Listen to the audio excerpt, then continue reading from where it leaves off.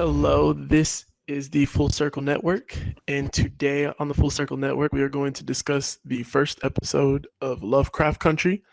If you haven't seen it, you should definitely not be listening to this podcast. It's the newest TV series on HBO. Is it just on HBO Max or is it on HBO? It's on HBO. No, it's on Okay. HBO. Yeah, okay, cool. So it is on HBO and HBO Max, both respectively. It has 8 stars on IMDb so far off of the first episode. The synopsis is a young African American travels across the US in the 1950s in search of his missing father. It's starring Jonathan Majors, Journey Smollett, Courtney B. Vance, and it is created by Misha Green and Jordan Peele. Notably, Jordan Peele is famous for not only his comedy, but his current ventures into the horror franchises and sci-fi, respectively. Everybody, do you want to introduce yourselves? Hi, I'm Mark Tan, the managing critic of the site. Hi, I'm James Preston Poole. I'm the lead critic of Full Circle Cinema. Hello, I'm Noah Levine. I'm a contributing writer for Full Circle Cinema. Oh, is it my turn? Yes. Okay. Hi, I'm Dominic Dold. I am a freelance critic and just overall avid movie and film buff. So I just watch a lot of stuff. So, thoughts? Mark? So I want to be completely clear about not only my of both the book and of H.P. Lovecraft himself, and I would describe that as basically nothing at all because I've not read the book that the show's based on by Matt Ruff, and I haven't read anything by H.P. Lovecraft, although I've certainly heard of some of his creations. So I basically went into the show completely blind, and just from the first scene, not even halfway through, not from finishing this one episode, just from the first scene, I went, oh my god, I love this show, because it's a show that basically combines horror and sci-fi elements with a real world scenario, and it doesn't take long for it to the kind of horror show that's scary in terms of the creatures, but also scary in terms of what it's like to be an African American in the United States in the 1950s, because of course there's you have to deal with a lot of racism. And just from that, I was very interested in what was happening, even though we've just been introduced to these characters like Atticus Freeman, like Letty Lewis. I was immediately engaged with what they were like and what they had to go through. And definitely by the time where the show combines the ridiculous horror that involves the creatures, but also the real life horror involving the racists, I was completely absorbed by the show. And while loving this one episode doesn't automatically mean that I love the show in general, I'm very, very excited as to what's going to happen in these next couple episodes. Yeah, I definitely agree with that. I think the what was crazy is like the scenes where they're running from like those like racist cops and all those people are just as scary as the scenes where they're running from eyeball monsters. And I thought that was really interesting sort of going about things, because you went from tense scenes with like the sheriff or the trooper to literally like almost the same scenario, but this time instead of a trooper, it's an eyeball monster. Yet the effect is almost the same, and it's like, are the humans, just as bad as these ferocious beasts, if not worse? So I thought that was really cool. Agreed. Unlike Mark, I did a decent amount of research before going into this episode. I've read around 60 pages of the novel by Matt Ruff, and have read a few of Lovecraft's short stories. With Lovecraft himself, and I think this is what a lot of people struggle with, and even Atticus Freeman himself struggles with, H.P. Lovecraft is someone who has left an unbelievable mark on horror and sci-fi. He was also a horrible racist. So from Lovecraft Country's very idea of sort of taking these aesthetics of Lovecraft, but repurposing them towards a story of racism, right there you have an airtight, solid idea. But this pilot, directed by Yann Demange, goes the extra mile by not only having that great concept, but just telling an incredible story. Before any of the horror happened, real life or more science fiction, I was invested in these characters wholeheartedly.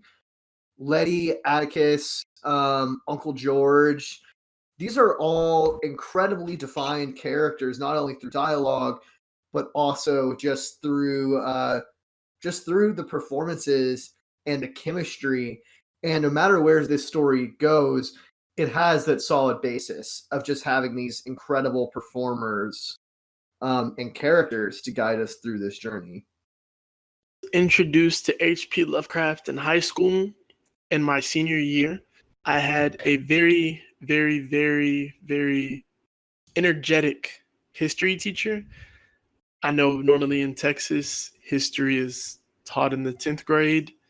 It's world history. For whatever reason, I ended up stumbling upon this extracurricular history class where I had the pleasure of learning about the one racist H.P. Lovecraft and his wonderful work. It sucks because you want to separate the human from the art, but the art is the human. So that's very hard to do. H.P. Lovecraft did give us some very great things. He gave us things like War of the World and John Carter, and he influenced generations of people who love sci-fi, horror, and fantasy. So he definitely left his mark. It was a very ugly mark, but he definitely left his mark, and you can see it all throughout Lovecraft Country.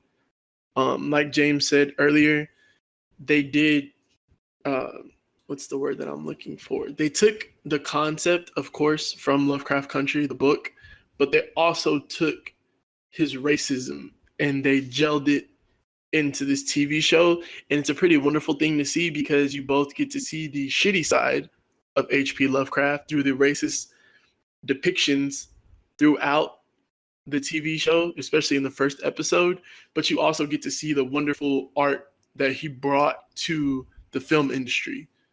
I mean, I can remember, reading and listening to people talk about War of the Worlds whenever it was broadcasted over the radio and how terrified they were. And I mean, whenever you think about it, shortly after it was aired in 1938, World War II happens. And I'm getting off topic, but yes, I thoroughly enjoyed the show. I like what it brought to the table, and I like the fact that they used the idea of the Green Book and having a guide, someone to take you to where you're trying to go throughout this first episode. It was very well done. Just a quick side note for housekeeping. War of the Worlds and John Carter, Prince of Mars, were actually not written by Lovecraft, but they were part of that same canon of science fiction. Yeah, I was going to say, wasn't War of the Worlds the Orson Welles radio show? It was. Yeah. And it came, written by H.G. Wells, and we see very clearly in the show that A Princess from Mars and all that John Carter stuff was by Edgar Rice Burroughs. But the whole point is, there's a lot of material like that and how much it kind of relates to it. In fact, I just want to take an aside, particularly with the reference to Princess of Mars, because that's also the first time we really see who Atticus is, because of Mars, and he's really enjoying it. But then when he explains what the plot is to one of the other characters, he also mentions that the main character is a Confederate officer, and the other character reacts as if what Atticus is doing is like taboo. Is like, really? You are gonna read a story about a Confederate officer, even though he might not be one for most of that story. The fact, you're really gonna read a story where the main character is like that, that's how you're gonna get your enjoyment. To which he responds with just a simple, man, there's just not much content I get. I don't really like to read too much into it, because it's you just kind of have to take what you get. I mean, sorry, did the audio cut out? Yeah, I'm hearing cutouts. Yeah, me too. Yeah, I was just hearing a little bit of cutouts from Mark, but I got the majority of what he was saying. I got the gist of it. I was going to say, I think the big thing that he did in that situation was, because a lot of people have to do this with art, where they want to empathize with the main character because they have something in common. In this case, they're both soldiers. The problem is that they're fighting for different things, and they're obviously on different sides.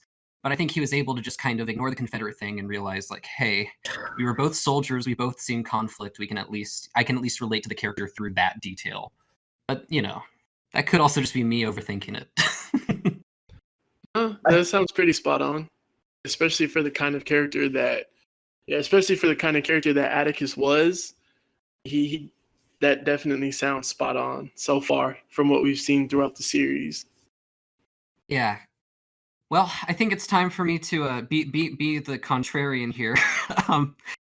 I did think it was a solid opening episode. It lays the foundation for what looks to be a really promising series. But the big thing for me is that there was genuinely nothing all that unique about this first hour. Now, don't get me wrong. Part of the show's strength is that it plays into the sensibilities of Pulp Fiction. And I don't mean the Tarantino movie. I mean like actual Pulp Fiction. It's very campy. It's very over the top. It knows exactly what it is. The characters are basically archetypes. But so far, it seems like a pretty fun ride that's not going to be pulling any punches. And so, even though I walked away from the episode last night kind of lukewarm, I'm still excited to see what's next. I think a lot of the more negative reviews I saw were criticizing how it doesn't really add weight to the issues that the characters face. They kind of just hop from one chase to another with minimal kind of, lingering on themselves or reflecting.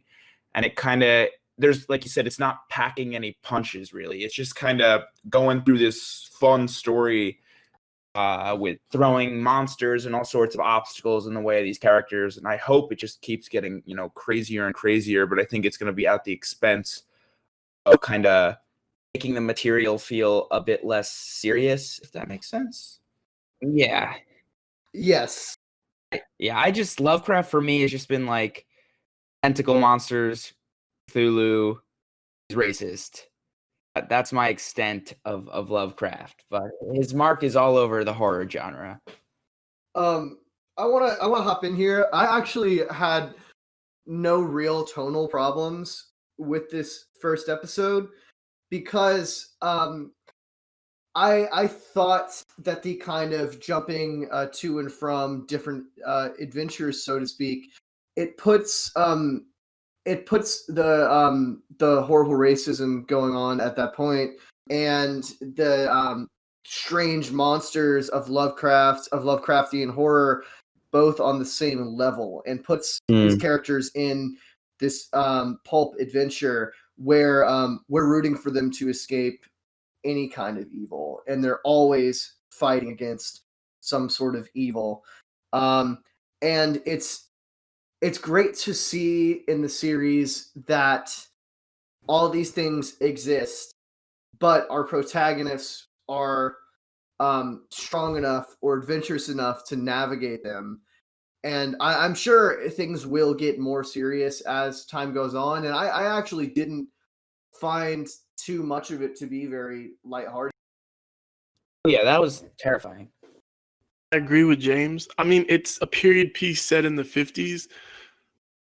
So whenever it comes to tonal things, whenever you think about the 1950s movies wise, I don't, there are very, very, very few movies that I would take serious in that period, that time.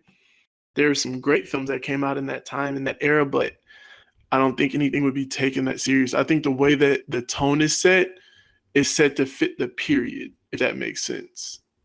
I think that was more of a cultural thing that Jordan Peele was trying to do, which, I mean, it's not going to stick for everybody, but I think that they're going to try to do that throughout the series is, they're going to, of course, go back to the old school blues music and, the things that were played in that time, but they're also going to try to attain to the time period now to catch the audience as well.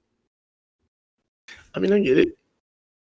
Like, I was just gonna say, like, I really liked this first episode, but I need to see what the kind of, I need to see maybe like 2 more episodes just to get a feel for how they're gonna be telling this long form story, and see how they're dealing with that aspect of the narrative. Because in these like small doses, I think it's really awesome.